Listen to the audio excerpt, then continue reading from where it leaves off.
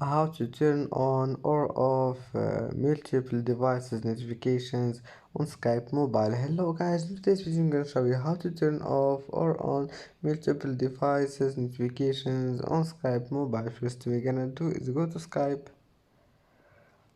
and then click on your profile here and then go down and click settings, and now click this one, notifications.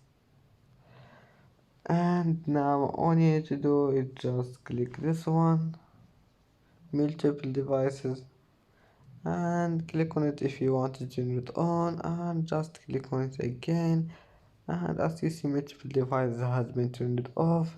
And that's how to manage multiple devices notifications on Skype mobile. And don't forget like and subscribe, and see you in the next video.